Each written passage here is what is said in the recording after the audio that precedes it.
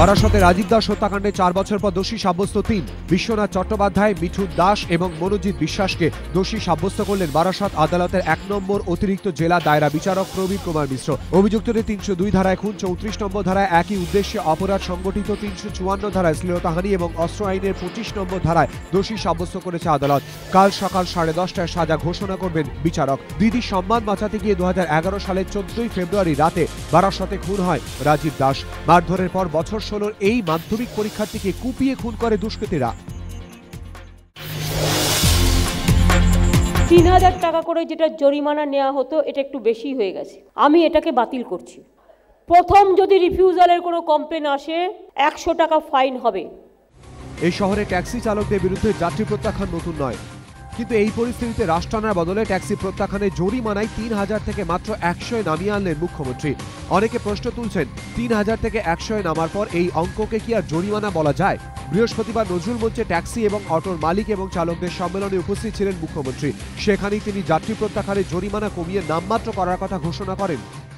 রাতে শহরে যাত্রী প্রত্যাখ্যান নিয়ে ট্যাক্সি চালকদের হাতেই কার্যত নতুন অজুহাত তুলে দিয়েছেন তিনি। এখানেই শেষ নয়, ট্যাক্সি চালকদের উদ্দেশ্যে মুখ্যমন্ত্রীর অভয় বার্তা, ভালোভাবে চললে কিছু মামলাও তিনি তুলে নেবেন। ট্যাক্সি দৌড়াতে যেখানে নিত্য নাজেহাল শহরবাসী, সেখানে মুখ্যমন্ত্রীর এমন ঘোষণা কেন? অশনির সংকেত দেখছেন অনেকে। তাদের প্রশ্ন, যে ট্যাক্সি চালকদের দৌড়াতে যাত্রীরা নাজেহাল, তাদের প্রতি মুখ্যমন্ত্রী এত উদারহস্ত কেন? বিরোধীরা বলছেন পুরোটাই রাজনীতির স্বার্থে।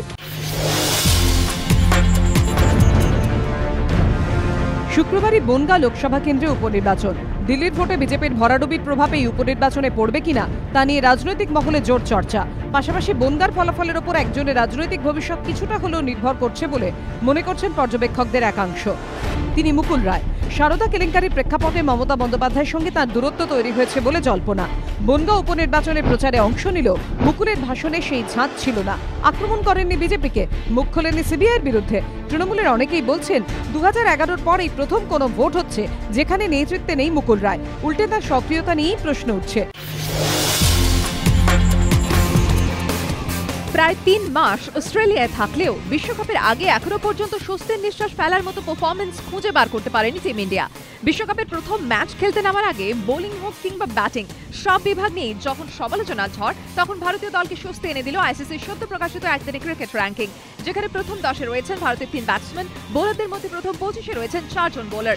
আইসিসি ওয়ানডের ব্যাটসম্যানদের তালিকা: বিরাট কোহলি তৃতীয়, শিখর ধাওয়ান সপ্তম, মহেন্দ্র সিংহ ধোনি নবম। বোলারদের তালিকা: 13 নম্বরে ভুবনেশ্বর কুমার, 14 নম্বরে রবীন্দ্র জাদেজা, 21 নম্বরে রবিচন্দ্রন অশ্বিন, 24 নম্বরে মোহাম্মদ সামি। বিশ্বকাপ শুরুর আগে দলগত র্যাঙ্কিং ধোনিদের মুখে হাসি ফুটিয়েছে। একদিনের ক্রিকেটে 2 নম্বর দল হিসেবে বিশ্বকাপ অভিযান শুরু করতে চলেছে টিম ইন্ডিয়া। 1 নম্বরে অস্ট্রেলিয়া।